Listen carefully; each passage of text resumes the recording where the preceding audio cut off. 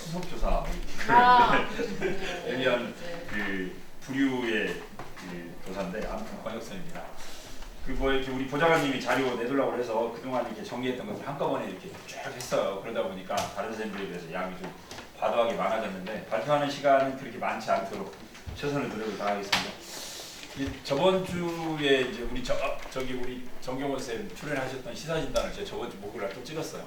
이제 전주 지역 이제 코로나 문제가 갖고 찍었는데 그냥 아주 편하게 찍었어요. 이게 좀 이렇게 수도권하고 말씀드리면 외람 때 이게 엊그저께인가요? 광주에 저 2명 뭐 확진자가 나왔네 어쨌네 해가지고 말이 많았는데 그때 85일 만에 이렇게 견내라고 자가마지 검사를 5번 했잖아요. 5번 해가지고 이제 음성 판정 받아가지고 이제 그 친구들 정상 등교를 한다고 합니다. 근데 그럼 광주 전남 이야기 우리 전라북도는 어떻게 보면 지역 감염은 딱 한 번 제가 알기로는 거의 이제 없는 그런 상황이다. 그래서 조금은 이제 아까 우리 선생님들이 말씀하셨던 뭐 고3이라든가 아니면 뭐 1, 2학년 뭐 격일제 등교 이런 거하고는 좀 아무튼 좀 거리가 있습니다. 이제 대구 TK 지역이나 PK 지역하고 좀 다르게 좀 전라북도는 조금은 올해 어떻게 전라북도 쪽은 좀 무탈하긴 합니다. 무탈하긴 합니다. 그래서 많은 분들이 농담으로 이번 게 우리 전라도 인구가 늘었으면 쓰겠다.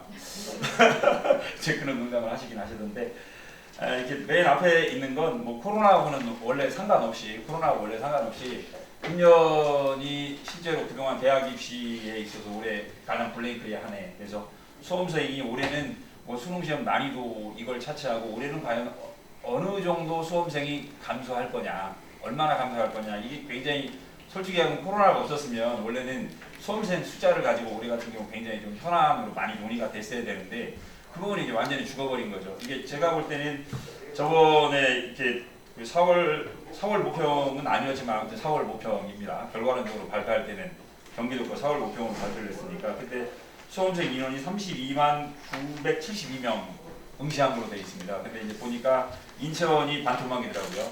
인천이요. 그래서 학교가 절반이 인천 지역이 블랭크가 있어서 인천 지역 거 보니까 작년 2019년도하고 비교를 해보니까 11,600명이 인천 쪽이 감소를 했더라고요. 그렇게 해갖고 계산을 해보면 작년 4월에 그 재학생 응시생이 38만 명이었는데 금년에는 31만 명, 근데 좀 더하면 많이 보면 한 34만 명. 그 정도까지 시험을 보겠다라고 일단 제가 한번 생각을 해봤습니다. 그리고 한 페이지 좀 넘어가 보시면, 근데 이제 아까도 말씀하셨지만 올해 모의고사 결과 나타난 그 특징 가운데 하나가 상위권과 중위권 학생들과의 편차. 이게 생각보다는 컸다. 아까 이제 말씀하셨는데 이게 이제 모의고사 분석 결과로도 나타났고 학교 내신에서도 그럴 것 같고 저 같은 경우 이제 물론 우리 선생님들이 2학년도 말씀하셨습니다만은 가장 염려가 되는 것 중에 하나가 1학년들. 이제 2학년하고 1학년들은 완전히 물론 이제 올해 3학년도 2015인데 올해 3학년들은 그래도 내신은 다 똑같은 9등급이라 선택 극복이 좀 자유가 좀 덜한 2015에서 우리가 올해 3학년이 2015라고 솔직히 하면 안 치죠. 사입이 2015. 그럼에도 불구하고 저는 자소서 폐지는 좀 반대를 하는데 사입이지만 그래도 아이들이 교육과정 선택할 때는 학교가 짜서 어쩔 수 없이 선택한 경우도 있지만 본인이 선택한 교육과정도 있을 거란 말입니다. 내신이 불리함에도 불구하고. 그런데 자기소개서를 없애버리면 내가 내신이 불리함에도 불구하고 왜 내가 이 과목을 선택했는가에 대한 자기 변명이 전혀 없는 건 그건 문제가 있고 그건 올해 고3뿐만 아니라 1학년이나 2학년도 역시 마찬가지일 거다라고 생각을 해요. 그러니까 학생들에게 선택권을 주고 네가 왜 이렇게 선택했는지에 대한 변명의 기회를 전혀 주지 않고 그 다음에 학교 서류 심사는 블라인드로 넘어간단 말입니다. 얘가 어떤 학교 나왔는지도 몰라요. 근데 얘가 왜 이걸 선택했지? 보니까 이걸 선택해서 보니까 내신이 불리해서. 근데 왜 했는가에 대한 그 설명의 기회가 없는 건 저는 굉장히 큰 문제가 있을 거라고 생각하고 아무튼 이제 그건 좀 나중에 이야기하도록 하고 아무튼 올해 하위권 친구들 같은 경우에 성적이 기대할 수 없을 정도로 많이 떨어져 나타났기 때문에 이 학생들이 수능 시험을 안 볼 확률이 예년보다 훨씬 더 높다. 아시겠지만 수도권이나 지방이나 하위권 친구들은 수능 시험 안 보고 갈 수 있는 대학이 차고 넘치거든요. 차고 넘치는 가운데서 과연 하위권 아이들이 저는 작년에 정말 감동받았어요. 자기가 작년에 고3을 하면서 아이들이 수능 시험을 너무 많이 봤어요. 안 봐도 되는데. 감동받았어요. 막 껴안고 막 울어줬어요. 솔직히 하게. 너 안 봐도 되는데 친구를 위해서 시험을 봐줬구나. 근데 올해는 과연 그럴 건가에 대해서는 진짜 회의적이에요. 솔직히 하게 올해까지도 그게 이어질까. 그래서 아무튼 올해 어느 정도 이제 수험생 수를 뽑아봤는데 재수생 응시율을 좀 제가 약간 소심하게 30% 정도 잡았어요. 이게 작년 같은 경우에 재수생 비율이 24.8%인데 솔직히 작년에도 재수생 비율이 굉장히 높을 거라고 생각을 했단 말이에요. 근데 진짜 상위권 친구들을 제외하고는 재수라는 걸 감히 그렇게 쉽게 선택을 하지 못하더라. 그래서 올해 같은 경우도 뭐 제가 약간 소심하게 보수적으로 30%라고는 봤는데 아무리 재수생이 많아도 35%까지는 안 넘을 거다라고 생각을 해요. 아무리 재수생이 많아도 재학생에 비해서. 아무튼 제가 보수적으로 30% 정도라고 봤는데 그러면 작년에 비해서 수험생이 약 4만 명 정도가 줄더라고요. 약 4만 명 정도가 줍니다. 이게 작년 같은 경우도 솔직히 이제 수능 시험으로 좀 넘어가 보면 국어는 작년에 솔직히 그냥 평타 쳤단 말이에요. 평타 쳤는데도 3등급, 4등급 보니까 결국은 4등급에서는 2만 명이 줄었었고요. 수학 같은 경우에 작년에 보니까 4등급까지 해갖고 약 7천 명이 줄었어요. 7천 명이 줄었어요. 그런데 작년에는 수시에서 대란이 안 일어난 이유가 영어였죠. 3등급까지 해갖고 영어가 18,000명이 늘어났어요. 그래서 이제 작년에는 수학 아니면 국어 둘 중에 하나를 못 본 친구들의 수능을 영어가 어느 정도는 커버를 해줬단 말이에요. 영어가 어느 정도 커버를 해줘서 솔직히 수시 대란이 좀 덜 일어났다라고 생각을 해요. 근데 올해 같은 경우에는 제가 국어 같은 경우도 작년하고 똑같은 난이도로 했고요. 수학은 하도 수학과 같은 경우 난이도 편차가 커서 밑에 보면 여태까지 최고 잘 나온 등급 비율로 한번 잡아봤어요. 숫자를 최대한 적게 줄여보자. 그리고 우리가 이제 난이도 이야기를 우리 선생님들이 많이 제안을 하잖아요. 좀 쉽게 내줘라, 쉽게 내줘라. 물론 결국은 쉽게 내줘봐요. 솔직히 이야기하면 재학생보다는 졸업생이 이득을 볼 확률이 훨씬 높은데 그럼에도 알고 쉽게 내더라, 쉽게 내더라고 했던 이유는 그러다 보면 재학생이 2등급 안에 들어간 애들이 그래도 조금이라도 늘어나지 않겠느냐. 그런 차원이지 솔직히 이야기하면 쉽게 나오면 졸업생들이 더 유리할 가능성이 좀 많거든요. 근데 이제 영어 같은 경우를 제가 이제 한 페이지 더 넘어가서 작년 거하고 이렇게 해보니 영어 같은 경우 작년에는 플러스였는데 3등급까지가 올해는 작년 비율로 나오더라도 영어가 마이너스가 나오더라고요. 영어가 마이너스가 나와서 작년같이 수능 최저 등급을 영어가 어느 정도 보정해 주는 게 불가능하지 않을까. 제가 이제 아무래도 최저 등급 쪽에 또 이렇게 많이 포커스를 맞추는 이유는 지방학교에서는 인서울도 목표지만 솔직히 이야기하면 의생명과학대학 이거 뭐 수도권 친구들도 마찬가지겠지만 의생명과학대학이고요. 그 다음에 의생명과학대학은 극히 일부를 제외하거나 학생부 종합전형이라 하더라도 최저 등급이 토클래스거든요. 뭐 3개 영역이면 4등급, 뭐 희망 경우 3등급도 때려버리고요.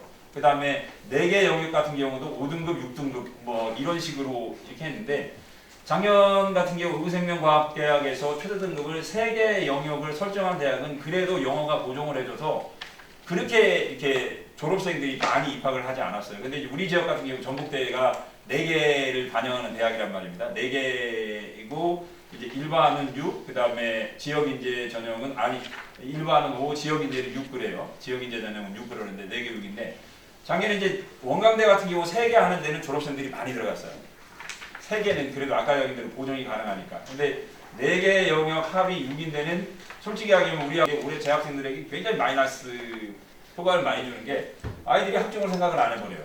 수능만 잘 보면 나도 갈 수 있는데 이제 어떻게 보면 환상적인 꿈을 좀 심어준 그런 결과를 가져오긴 했는데 올해 같은 경우 수능이 난이도를 좀 낮게 잡더라도 어떻게 보면 교과 전형 특히 이제 수능 최저 등급이 상당히 높은 의생명 과학 지역은 재학생들에게 절대적으로 불리할 수밖에 없지 않겠느냐. 그래서 특히 이제 우리 지역 학교는 또 이제 지방 국립대들이 있는데 지방 국립대는 거의 대부분 교과 전형이 주력이에요. 솔직히 이야기하면 뭐 충남대, 전북대, 전남대 물론 전남대는 좀 덜하긴 한데 뭐 부산대, 경북대 다 교과 전형이 주력이고 거의 한 40에서 50% 정도 되고 요 대학들은 최대 등급이 정말 짱짱해요.